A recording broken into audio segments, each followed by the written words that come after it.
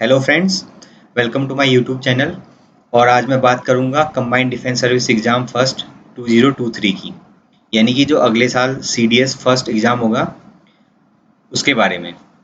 तो इसकी important dates क्या रहेंगी, मतलब कि कब इसका नोटिफिकेशन आएगा, कब इसका एग्ज़ाम होगा, एलिजिबिलिटी क्या रहेगी, पैटर्न, सिलेबस, जो उसकी बुक लिस्ट है, उन सब चीज़ों के बारे में डिटेल्स में मैं बात करूँगा।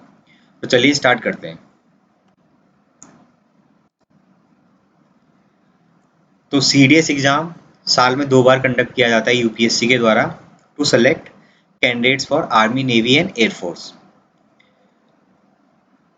इसका जो सीडीएस फर्स्ट 2023 का जो नोटिफिकेशन आएगा वो 21 दिसंबर 2022 को आएगा एज पर यूपीएससी कैलेंडर। जो यूपीएससी ने ऑफिशियल कैलेंडर दिया हुआ है उसके हिसाब से 21 दिसंबर 2022। और जो इसका एग्ज़ाम डेट होगा वो 16 अप्रैल को होगा 2023 में। तो लगभग अभी 6 महीने का टाइम हमारे पास बचा हुआ है। जो लोग भी इसके लिए प्रिपेयर करना चाहते हैं, एग्ज़ाम के नोटिफिकेशन का वेट नहीं करें, क्योंकि आपको ऑलरेडी पता है यूपीएससी ने अपना पूरा कैलेंडर दिया हुआ है, उसमें उन्होंने इसकी सारी डेट्स वगैरह दे रखी हैं। तो आप उसी हिसाब से 16 अप्रैल की डेट को फाइनल मानते हुए इस एग्ज़ाम की तैयारी में जुट जाएं। तो चलिए डिटेल में इसके बारे में और बात करते हैं। तो सबसे पहले जो एज का क्राइटेरिया रहेगा, इसमें बहुत सारे लोगों को डाउट्स रहते हैं कि हमारी एज अभी इतनी है तो क्या मैं ये फिल कर सकता हूँ, क्या मैं नहीं कर सकता हूँ। तो वो सारी चीज़ें रहती हैं। तो एक्चुअली जो डेट्स दी जाती है कि आपकी एज इतनी होनी चाहिए, कि 24 ईयर्स होनी चाहिए, तो वो एज होती है जब आप एकेडमी में एंटर कर रहे हो। तो उस वक्त जब आपका सिलेक्शन हो जाता है, एसएसबी क्लियर हो जाता है और आप ट्रेनिंग के लिए एकेडमी में जाते हो, तो उस वक्त आपकी एज इतनी 24 से कम होनी चाहिए। तो इसी हिसाब से जो डेट्स की रेंज है वो रखी जाती है। तो अगर आईएमए और आईएनए के लिए देखें सीडीएस फर्स्ट 2023 में, तो 2000 2 जनवरी 2000 से पहले के बॉर्न जो लोग हैं वो unfortunately they are not eligible. और जो 1 जनवरी 2005 के बाद के लोग हैं वो भी एलिजिबल नहीं है। तो आप क्लियरली देख सकते हैं कि यही जो डेट पैटर्न रहता है सीडीएस के एग्जाम में, ऐसा ही रहता है। जो सेकंड आएगा 2023 का, उसमें 2 जुलाई हो जाएगा जनवरी की जगह, और यहाँ भी जुलाई हो जाएगा। तो ऐसे करके जो नेक्स्ट आएगा उसमें ये ईयर भी चेंज हो जाएगा, और जैन एंड जुलाई ये चीज़ों के बीच में स्विच होते रहता है।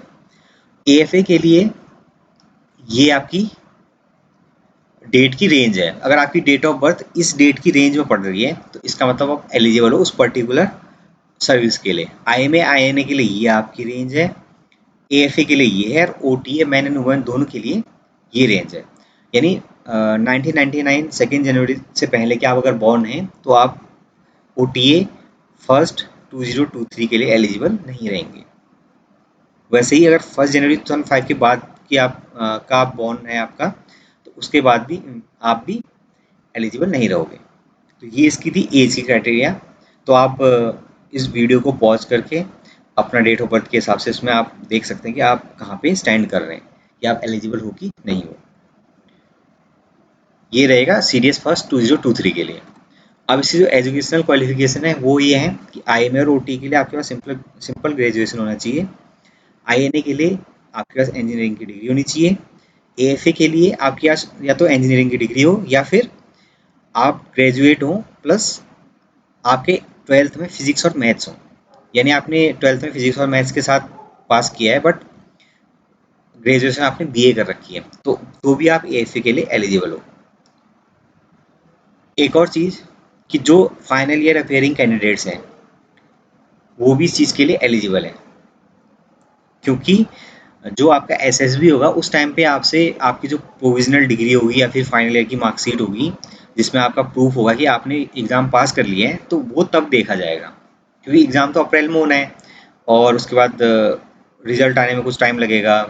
फिर उसके बाद एसएसबी की डेट्स के बीच में टाइम रहता है, तो तब तक के लिए आपके पास ये डिग्री आ जानी चाहिए। तो फाइनल ईयर अपियरिंग वाले बंदे जो भी कैंडिडेट्स हैं वो इसको फिल कर सकते हैं। अब देखते हैं इसके एग्ज़ाम पैटर्न को। तो जो आईएमए, एएफए और आईएनए है, इनका पैटर्न सेम रहेगा, और ओटीए के लिए एलिमेंट्री मैथ्स हट जाती है। तो इंग्लिश और जनरल नॉलेज ओटी और बाकी सर्विसेज के लिए कॉमन है, और एलिमेंट्री मैथ सिर्फ आईएमए, एएफए और आईएनए के लिए, ओटी के लिए नहीं है। तो हर पेपर 100 मार्क्स का होगा। इंग्लिश और जनरल नॉलेज में 120 क्वेश्चंस पूछे जाते हैं, और एलिमेंट्री मैथ्स में सिर्फ 100। 2 आवर्स का पेपर होगा, हर एक पेपर 2 घंटे का होगा। बैक टू बैक पेपर होते हैं, बीच में 1 घंटे का शायद ब्रेक रहता है। और नेगेटिव मार्किंग रहेगी 1/3 की, यानी हर एक क्वेश्चन सही करने पे जितना मिलेगा उसका 1/3 आपका कट जाएगा उसको, अगर आप गलत करते हो तो ओटीए के लिए सिर्फ इंग्लिश एंड जीएस आपकी रहती है। और जो इसकी प्रीवियस ईयर्स के अगर हम कट ऑफ पैटर्न की बात करें, तो आईएमए के लिए आपको 130 प्लस लाने हैं किसी भी तरीके से। ओटीए 100 के आसपास रहती है, 100 ±5। और एएफए के लिए और ज़्यादा, 145 प्लस। तो इस तरीके से इसका पैटर्न रहता है। तो पिछले कुछ टाइम में पेपर का लेवल थोड़ा सा डिफरेंट पैटर्न में चेंज हुआ है, तो उसकी वजह से इसकी कट ऑफ थोड़ी ज़्यादा जा रही है। और दूसरी चीज़ क्या है कि नंबर ऑफ वैकेंसीज भी आईएमए में सिग्निफिकेंटली कम हो गई हैं। एक टाइम था 200 वैकेंसीज आती थी, अब धीरे धीरे वो 100 वैकेंसीज आती हैं, तो उसकी वजह से भी कट ऑफ में थोड़ा सा फ़र्क पड़ा है। बाकी डिपेंड करता है कि उस साल पेपर कैसा आया था, तो उसके बेसिस पे कट ऑफ डिसाइड होती है। बट फिर भी एक सेफ स्कोर ये रहेगा कि 130 प्लस आपको करने हैं आईएमए के लिए, और ओटी के लिए आपको 100 प्लस करने हैं, तो आप एक सेफ जोन में रहोगे।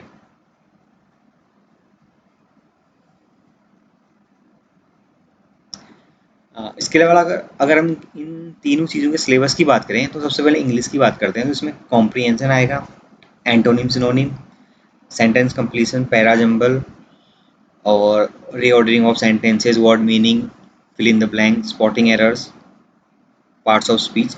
तो अलग अलग पार्ट्स में पेपर डिवाइडेड रहता है कि कॉम्प्रीहेंशन आ गया 10 to 15 मार्क्स का, तो ऐसे करके स्पॉटिंग एरर्स आ गए 10 मार्क्स के। तो इस तरीके से 120 क्वेश्चन बनाते हैं, यानी कि पर क्वेश्चन आपको 0.8 मार्क्स मिलेंगे। अगर जनरल नॉलेज की सिलेबस की बात करें, तो ब्रॉडली हम इनको इन कैटेगरीज में डिवाइड कर सकते हैं। एक कैटेगरी है साइंस एंड टेक्नोलॉजी, दूसरी है ज्योग्राफी, तीसरी है polity, history, economics and current affairs. इसके अलावा मैथ्स को हम arithmetic, algebra, trigonometry, geometry, mensuration and stats, तो इन ब्रॉड कैटेगरीज में डिवाइड कर सकते हैं। तो इनके अंदर फिर इसके डिटेल सिलेबस में इनके अंदर डिफरेंट डिफरेंट कैटेगरीज और बनेंगे, डिफरेंट टॉपिक्स बनेंगे, तो वो इसके अंदर रहेंगे। वो आपको जो भी नोटिफिकेशन आएगा तो उसमें वो इजीली आपको उसमें सारा कुछ दिया होगा। मैं एक सेपरेट वीडियो बनाऊंगा इन सब चीज़ों के लिए कि डिटेल में इसका सिलेबस कैसे आपको अप्रोच करना है। इसके अलावा अगर हम बुक लिस्ट की बात करें, तो मैथ्स के लिए आपके पास आर एस अग्रवाल की स्पेशली बहुत सीडीएस एक बुक आती है, तो वो काफ़ी अच्छी बुक रहती है। उसमें डिटेल में जो सीडीएस स्पेसिफिक सिलेबस है उसको कवर किया जाता है। अदरवाइज आपने देखा होगा कि जो सीजीएल एस्पिरेंट्स हैं या फिर डिफरेंट एग्जाम्स दे रहे हैं, तो उनमें थोड़ा क्वांट का पैटर्न डिफरेंट रहता है, उनके टॉपिक्स भी कुछ कुछ चेंजेस रहते हैं। तो आपको ये बुक अगर मिल जाए तो बेस्ट है, आप इसी से तैयारी कर सकते हैं अपनी। दूसरी चीज़ है कि अगर आपको कोई टॉपिक समझ नहीं आता है, तो आप यूट्यूब के थ्रू या फिर किसी और मतलब ऑनलाइन मीडियम के थ्रू आपको उसको सॉल्व करने की आप हेल्प कर सकते हैं, हेल्प ले सकते हैं। तीसरी चीज़ जो इसमें इंपॉर्टेंट है वो ये है कि आपको प्रीवियस ईयर क्वेश्चन पेपर बहुत इजीली यूपीएससी की वेबसाइट पे मिल जाएंगे। आप यूपीएससी की वेबसाइट पे जाके उनको प्रीवियस पेपर आप डाउनलोड कर लीजिए और उनको सॉल्व करने की कोशिश कीजिए। होता क्या है कि जो पैटर्न रहता है वो ऑलमोस्ट सेम रहता है, क्वेश्चन के टाइप सेम रहते हैं, बस उसमें डिजिट चेंज हो जाएंगी या फिर उसमें थोड़ा सा मॉडिफिकेशन हो जाएगा। ओवरऑल सेम ही चीज़ें रहती हैं। अगर आप 5-10 साल के पेपर लगा लेते हो तो काफ़ी अच्छा स्कोर आप कर सकते हो। अगर इंग्लिश की बात करें तो बहुत सारी बुक्स रहती हैं। तो एक प्लिंथ टू पैरामाउंट करके एक बुक है, नीतू सिंह करके एक मैम है, केडी कैंपस उनका कोचिंग है, तो उनने एक बुक लिखी है, तो वो बहुत अच्छी है। इसके अलावा एसपी बख्शी, ये भी बुक बहुत अच्छी है। तो आप जो आपको कंफर्टेबल लगे, जो आपको अच्छा लगे, आप वो ले सकते हो। या फिर और अगर कोई बुक हो आपकी नज़र में तो आप उसे भी रेफ़र कर सकते हो। इसके अलावा न्यूज़पेपर रीडिंग अगर कर पाओ तो बहुत अच्छा है, क्योंकि इससे न सिर्फ आपकी वोकैब्स वगैरह बढ़ेगी, वोकैब्स इम्प्रूव होगी, साथ में आपके पास एक फॉर्डर मटेरियल रहेगा। जब आप रिटन क्लियर करके एसएसबी देने जाओगे तो वहाँ पे ग्रुप डिस्कशन होता है, इंडिविजुअल लेक्चरेट होता है, इसके अलावा भी और सारी एक्टिविटीज़ होती हैं, तो उसमें आपको उसमें काफ़ी सारा मटेरियल मिल जाएगा। आपके पास आइडियाज़ आ जाएंगे या फिर कुछ कुछ चीज़ें होती हैं ना, फैक्ट्स वगैरह, वो आपको यहाँ से मिल जाएंगे। साथ ही साथ न्यूज़पेपर रीडिंग का फ़ायदा ये है कि जो करंट अफेयर वाला पोर्शन है उसमें भी आपको इससे बहुत हेल्प मिलेगी। और जो जो हिंदी मीडियम वाले कैंडिडेट्स हैं उनके लिए एक सजेशन है कि जब आप न्यूज़पेपर रीडिंग करें तो कुछ देर 15 से 20 मिनट थोड़ा सा उसको लाउडली पढ़ने की कोशिश करें, किसी शीशे के सामने खड़े होके या फिर एक अलग रूम में जाके, तो उससे आपको काफ़ी हेल्प मिलेगी at the time of SSB interview.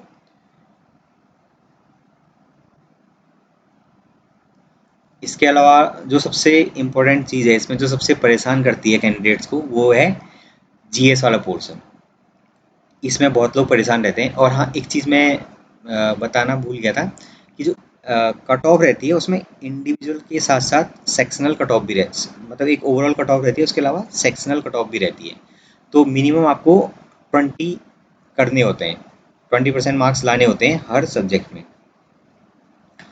तो ऐसा नहीं है कि आप इंग्लिश और मैथ्स में बहुत अच्छे मार्क्स ले आएँ और जीएस आपके मतलब 20% से भी कम आ जाएँ तो आप क्वालिफाई हो जाओगे, तो उसमें भी डिस्क्वालिफिकेशन के चांसेस रहते हैं। तो इसलिए यहाँ पे भी थोड़ा बहुत ध्यान देना है। भले आपकी इंग्लिश और एलिमेंट्री मैथ्स बहुत अच्छी हो, बट जीएस भी आपको इतना करना है कि आप सेक्शनल कट ऑफ को क्लियर कर पाओ। और दूसरी चीज़ क्या है कि बहुत सारी बुक्स के पीछे नहीं भागना है, कुछ लिमिटेड रिसोर्सेज हैं, इनको आप पकड़ के चलिए, इन पे भरोसा रखिए, बार बार इन्हीं को पढ़ो और एंड ऑफ द डे आप बहुत अच्छा कर पाएंगे एग्जाम में।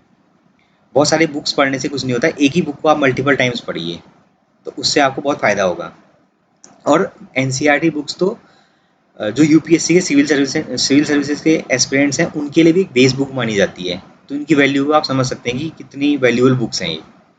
तो यहाँ वहाँ नहीं भटकना है या फिर ऐसे कोई मास्टर बुक कि ऐसा बुक पढ़ लूँ कि इससे सारा कुछ हो जाए, मेरा सारी चीज़ें इसी से आ जाएँ, तो ऐसा नहीं होता है। तो ये बुक्स ये आप रेफ़र कीजिए, इससे आपको अच्छा स्कोर करने में ज़रूर मदद मिलेगी। साइंस एंड टेक्नोलॉजी के लिए आपको एनसीईआरटी की 9th और 10th की बुक्स पढ़नी है। ये इसका लिंक है ncrt.nic.in, ये लिंक आप कॉपी करेंगे। ये एनसीईआरटी की जो ऑफिशियल वेबसाइट है, यहाँ पे आपको हर एक क्लास की जो भी बुक्स हैं वो अवेलेबल है। सपोज मैं 9th क्लास की साइंस की बुक देख रहा हूँ, तो इसमें ऑप्शन दोनों हैं। जिनको हिंदी में पढ़ने में कन्वीनियंट लगता है वो हिंदी वाला बुक डाउनलोड कर सकते हैं, और जिनको इंग्लिश पढ़ना है वो इंग्लिश वाला कर सकते हैं। साइंस जिसको इंग्लिश में करना है वो साइंस, और जिसको हिंदी में करना है वो विज्ञान। अगर मैं साइंस क्लिक करूँ इस पर, तो यहाँ पे मुझे सारे टॉपिक्स की पीडीएफ इंडिविजुअली यहाँ पे मिल जाएगी, तो मैं इन सबको डाउनलोड करके इजीली पढ़ सकता हूँ। और आजकल तो हर कोई अपने मोबाइल पे या फिर अपने पीसी पे ही पढ़ता है, तो आपको खरीदने की भी ज़रूरत नहीं है। यहाँ पे एनसीईआरटी ने आपको फ्रीली अवेलेबल कर रखी हैं सारी बुक्स, तो आप इस पेज पे जाके, जो ये मैंने लिंक बताया था, इस पे जाके आप जो भी आपकी बुक्स आपको डाउनलोड करनी है वो आप यहाँ से कर सकते हैं। अगर ज्योग्राफी की बात करूँ तो एनसीईआरटी ही 11th-12th की एनसीईआरटीज़, इसके लिए जनरल नॉलेज के लिए मैं सेपरेटली इन सारे सब चाहे इंग्लिश हो, जनरल नॉलेज हो या फिर एलिमेंट्री मैथ्स हो, उसके अलग से एक वीडियो और बनाऊंगा जिसमें डिटेल में कि आपको किस किस टाइप की चीज़ें पढ़नी है। क्योंकि ज्योग्राफी की 4-5 किताबें हैं, अगर 12th की हम बात करें, 11th-12th की, तो उनमें से कौन कौन सी आपको फोकस जिस पे करना है वो मैं अभी उसमें बता दूंगा आपको। इसके अलावा हिस्ट्री के लिए आप तमिलनाडु स्कूल बोर्ड की 11th-12th की बुक्स फॉलो कर सकते हो, बहुत अच्छी हैं। उसमें ध्यान रखने वाली सिर्फ एक चीज़ है कि कुछ कुछ टॉपिक्स बहुत ज़्यादा साउथ इंडिया से रिलेटेड हैं, वहाँ की हिस्ट्री से रिलेटेड, तो आपको उसे छोड़ देना है। 2-3 चैप्टर आपको छोड़ने पड़ेंगे, क्योंकि वो बुक्स क्योंकि तमिलनाडु के लिए हैं, तो वहाँ पे ज़्यादा फोकस करा गया है, इतना डीपली आपको नहीं पढ़ना है, तो वो 3-4 चैप्टर आपको छोड़ने पड़ेंगे। इसके अलावा ओल्ड एनसीईआरटी अगर किसी के पास है तो वो भी रेफर कर सकता है 11th-12th की। बाकी तमिलनाडु वाली बुक्स बहुत अच्छी हैं, और अगर आपके पास टाइम है तो वो जो तमिलनाडु वाला पोर्शन है वो भी आप कर सकते हैं, अदरवाइज आप उसको छोड़ सकते हैं। पॉलिटी के लिए बहुत सारे लोग आपको बोलेंगे लक्ष्मीकांत पढ़ लो या फिर कोई और बुक रेफर करेंगे, बट जो इसका लेवल है सीडीएस के एग्जाम का जो लेवल रहता है वो 11th-12th की एनसीईआरटी से आपका क्लियर हो जाएगा। आपको कोई एक्स्ट्रा बुक नहीं पढ़नी पड़ेगी, सिर्फ एनसीईआरटी से आपका काम हो जाएगा। इसके अलावा इकोनॉमिक्स के लिए भी 11th-12th की एनसीईआरटी से सिलेक्टेड टॉपिक्स और यूट्यूब के जो बेसिक इकोनॉमिक कंसेप्ट्स हैं जैसे कि रिवर्स रेपो रेट और इन्फ्लेशन क्या होती है, स्टैग्फ्लेशन क्या होती है, मनी के टाइप्स क्या होते हैं, तो इस टाइप की जो चीज़ें होती हैं वो चाहे तो आप किसी बुक से या फिर जो प्रीवियस ईयर क्वेश्चन हैं उनका एनालिसिस करोगे तो आपको पता लग जाएगी कि किस टाइप के क्वेश्चन पूछे जा रहे हैं। तो इसमें सारा नहीं पढ़ना है 11th-12th में, आपको कुछ कुछ जो बेसिक चीज़ें हैं वो बस देखनी है। इसके अलावा करंट अफेयर्स बहुत इंपॉर्टेंट पार्ट है इस एग्ज़ाम का। तो इसमें काफ़ी सारा जो वेटेज रहता है साइंस, ज्योग्राफी, करंट अफेयर्स का बहुत ज़्यादा रहता है। इसलिए अगर कुछ 2-3 सालों के पैटर्न की अगर बात करें तो इन सब चीज़ों का वेटेज जो है वो काफ़ी बढ़ रहा है। इसके लिए आपको भी मैगजीन, न्यूज़पेपर या फिर इतने सारे वेबसाइट्स हैं, ऐप्स हैं, वो सारे आपको मिल जाएंगे।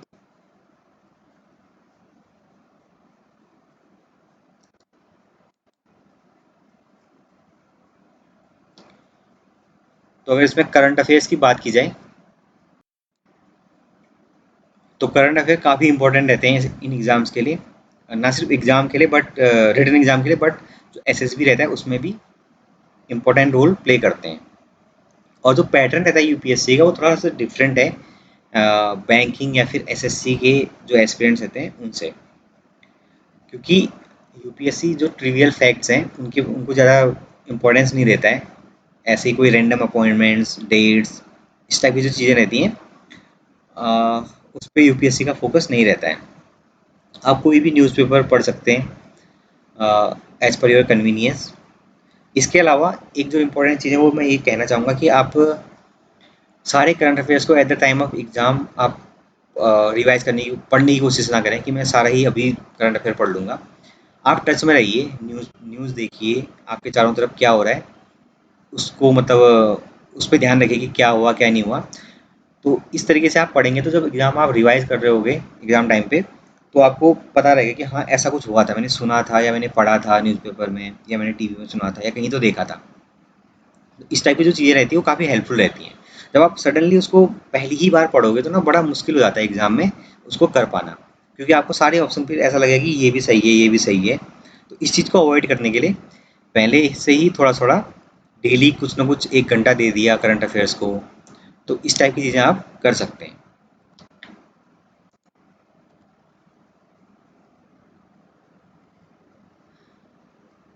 इसके अलावा अगर करंट अफेयर्स में देखा जाए तो आपको फोकस कहाँ पे करना है, डिफेंस एक्सरसाइजेस कि कौन सी एक्सरसाइज हुई, किस कंट्री के साथ हुई, कौन सी लोकेशन पे हुई, वो आर्मी की थी कि नेवी की थी कि एयरफोर्स की थी। तो क्योंकि हमारे जो थ्री विंग्स हैं आर्मी, नेवी और एयरफोर्स, तीनों ही जॉइंट एक्सरसाइजेस करते हैं डिफरेंट कंट्रीज़ के साथ। तो कोई एक्सरसाइज उसका नेवी की हो, कोई आर्मी की हो और उसका लोकेशन क्या थी, इस टाइप की चीज़ें आती हैं। साथ में जो मिसाइल्स हैं, वेपन सिस्टम्स एंड ड्रोन्स हैं, ये कौन से नए पनडुब्बियाँ आ रही हैं, सबमरीन्स, तो ये सारी चीज़ें। इसके अलावा गवर्नमेंट की कोई इंपॉर्टेंट स्कीम है, स्कीम्स तो बहुत सारी चलती हैं लेकिन कुछ ऐसी होती हैं जो बहुत हाईलाइटेड रहती हैं, तो उस टाइप की कि कौन इसको इम्प्लीमेंट करवा रहा है और क्यों ये इम्प्लीमेंट की जा रही है। इसके अलावा कुछ इंटरनेशनल समिट्स हैं, ब्रिक्स है, एससीओ, G20, तो कहाँ पे हुआ था या फिर क्या आउटकम आया था इसका। इसके अलावा जो इंडेक्सेस रिलीज़ करते हैं डिफरेंट एजेंसीज, ऐसे तो बहुत सारी एजेंसीज आजकल रिलीज़ करने लगी हैं ये लिस्ट वो लिस्ट, बट आपको उन सब पे फोकस नहीं करना है। जो यूएन से रिलेटेड एजेंसीज होती हैं जैसे आईएमएफ है, वर्ल्ड बैंक है, इस टाइप की जो रिनोन्ड एजेंसीज रहती हैं उनकी रिपोर्ट्स पे फोकस करना है। अदरवाइज ये सारी रिपोर्ट्स पढ़ पढ़ के मतलब अपना दिमाग नहीं भर देना है। दूसरी बात है जो स्पोर्ट्स वाला पोर्शन है उसमें भी पूछा जाता है चीज़ें। तो क्रिकेट से यूपीएससी बहुत कम चीज़ें पूछती हैं। तो जो नए नए स्पोर्ट्स हैं आजकल, बैडमिंटन और बाकी हॉकी, ये सारी चीज़ें, इन सब पे थोड़ा सा आपको फोकस करना चाहिए। इसके अलावा जो साइंस एंड टेक्नोलॉजी में आपका डेली कुछ नैनो टेक्नोलॉजी आ रहा है, 5G है, ये जीन एडिटिंग है, इस टाइप की जो चीज़ें रहती हैं ये सारी आती हैं। और एनवायरनमेंट से रिलेटेड की कौन सा नेशनल पार्क नया बना है अभी, कहाँ पे कौन सा जानवर पाया जाता है, तो इस टाइप की जो चीज़ें रहती हैं। इसके अलावा मैंने कट ऑफ के बारे में आपको बता दिया था कि 130 प्लस आपको लाने हैं किसी भी उसमें। आईएमए की जो कट ऑफ पिछले कुछ सालों में जा रही है 130 प्लस ही जा रही है। और ओटीए की आपको 100 के अराउंड, 100 प्लस माइनस 5, और बाकी डिपेंड करता है पेपर कैसा आता है। इसके अलावा सेक्शनल कट ऑफ को ना भूलें कि हर एक सब्जेक्ट में आपको मिनिमम 20 तो स्कोर करना ही है। ये भी एक बहुत इंपॉर्टेंट फैक्ट है। कई लोग दो सब्जेक्ट्स में बहुत अच्छा ले आते हैं लेकिन तीसरे में बहुत ही खराब उनकी परफॉर्मेंस रह जाती है, तो इसकी वजह से भी वो एग्जाम, रिटन एग्जाम में छट जाते हैं। इसके अलावा मैं इस पे जो तीनों सिलेबस हैं तीनों चीज़ों के, उसमें मैं डिटेल वीडियो बनाऊंगा कि आपको कौन सा क्या पढ़ना है, कैसे पढ़ना है, वो नेक्स्ट वीडियो में आपको बताऊंगा। कोई भी आपको डाउट हो और कोई आपका क्वेश्चन हो तो आप ज़रूर उसको कमेंट में बताइए, तो मैं आपको उस क्वेरी को आपकी रिजॉल्व करूंगा। आई होप कि सी डी एस फर्स्ट 2023 से रिलेटेड आपके कुछ अगर डाउट्स हैं एलिजिबिलिटी क्राइटेरिया को लेके, वो आपके क्लियर हो गए होंगे, और प्रिपरेशन कैसे करनी है उस पर भी आपका थोड़ा बहुत आइडिया लग गया होगा आपको। तो मिलते हैं अगले वीडियो में।